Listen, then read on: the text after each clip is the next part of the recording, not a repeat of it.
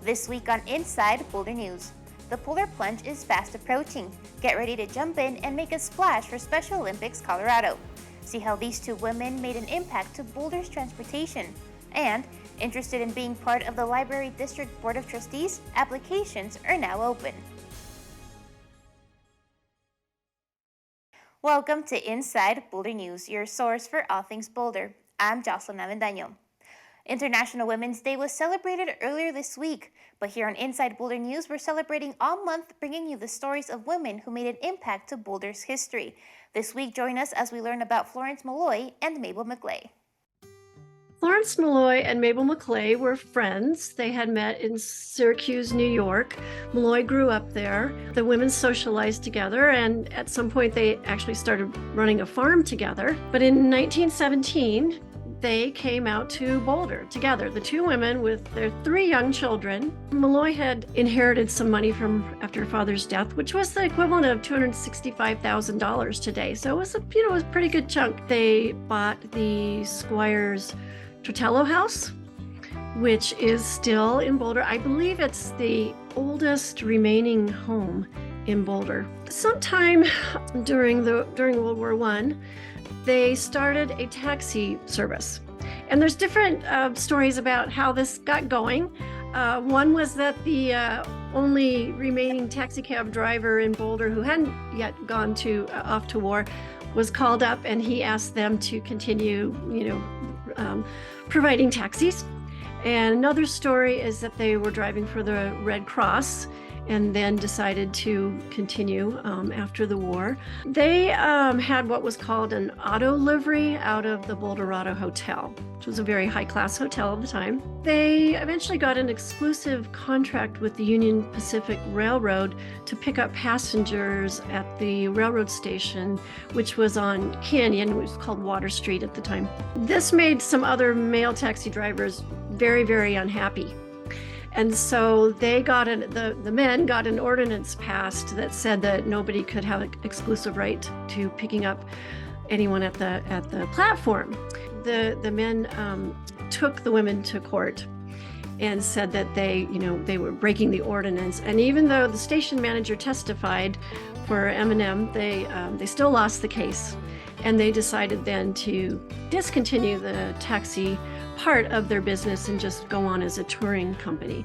After they sold the taxi business, they bought some property up in Gold Hill, and they ran a ranch up there, a tourist ranch, for the bluebirds, but also for others who wanted to come up to Gold Hill and just be in the mountains and ride horses. So they had a stable. They definitely expanded the ideas of what women could do.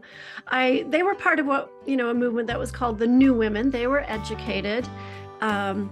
And they believed that women could do whatever they put their mind to. They weren't going to not do it because they were women. And they had their interests and they had their assets, and they worked together.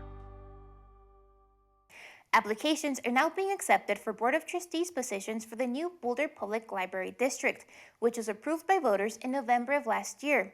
The district includes residents of the city of Boulder and portions of unincorporated Boulder County. The selection committee for the Boulder Public Library District initial Board of Trustees is looking for applicants with a strong background in the services provided by the Boulder Public Library.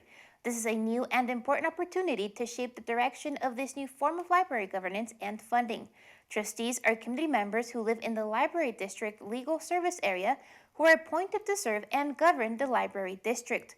Once a Board of Trustees is established, it will develop bylaws and governing documents for the district. The application deadline is 5 p.m. on Wednesday, March 29, 2023. For more information and to apply, visit the county's website.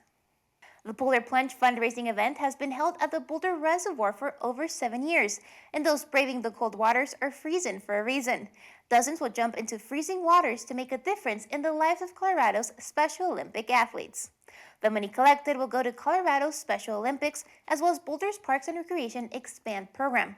With past fundraisers, the Expand program has been able to buy ski helmets and other equipment for their athletes. Our fundraising goal this year is $10,000, and we are already at $12,000. So it's done an amazing job. And this money has gone to support our Special Olympics ski team so that they have access to train at the ski mountains. It has allowed us to bring back our track and field program so that we can rent track space to practice. It has allowed us to bring back our bowling program so that we, can rent space in the bowling alley. And most fun, it has sponsored our Expand Family Reunion, which is basically a big party where we have volunteers, participants, past interns, past staff all get together. We get the Sweet Cow truck and we just kind of get time to spend together. On-site registration begins at 11 a.m. this Saturday at the Boulder Reservoir, and the plunging starts at 1 p.m. If you would like to donate, head on over to the website seen on your screen. Thank you so much for joining us on this week's edition of Inside Boulder News. Connect us on Facebook and Twitter. You can also sign up to receive video updates right in your inbox. Just go to boulderchannel8.com and click on subscribe. And be sure to check out the city's online newsroom for the latest city news. We'll see you next time.